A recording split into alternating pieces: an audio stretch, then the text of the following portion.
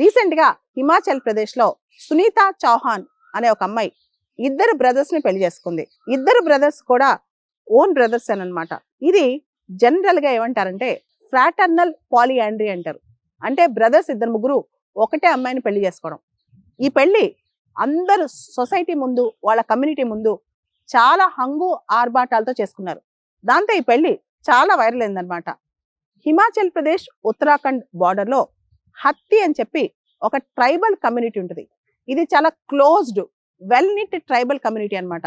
General గా ఇలాంటి పెళ్లిళ్ళు అంటే ఇద్దరు ముగ్గురు బ్రదర్స్ ఒకటే అమ్మాయిని పెళ్లి చేసుకోవడం ఆ కమ్యూనిటీలో సర్వసాధారణం. హత్తి కమ్యూనిటీ కాదు, తమిళనాడులోని తోడా ట్రైబ్స్ ఎవరైతే నీలగిరీస్ లో ఉంటారో తోడా ట్రైబ్స్ లో కూడా ఇది కామన్. కాసాస్ అని ఒక ట్రైబల్ కమ్యూనిటీ ఉంది, వాళ్ళలో కూడా ఈ కామన్ వైఫ్ అనేది చాలా కామన్ అనమాట. పాలియాండ్రీ ప్రాక్టీస్ అనేది చాలా కామన్ అన్నమాట. అయితే ఈ హత్తి ట్రైబ్స్ కానీ తోడాస్ కానీ కాసాస్ కానీ ఇలా పాలియాండ్రీకి ఎందుకు వెళ్తారు? జనరల్ గా వీళ్ళందరూ కూడా హిల్లీ ట్రైబ్స్, అంటే చిన్న చిన్న కొండల మీద పర్వతాల మీద వీళ్ళ ఆవాసాలు ఉంటాయి అన్నమాట. ఈ హిల్లీ ట్రైబ్స్ లో ఏంటంటే ల్యాండ్, అగ్రికల్చర్ ల్యాండ్ చాలా తక్కువ ఉంటుంది.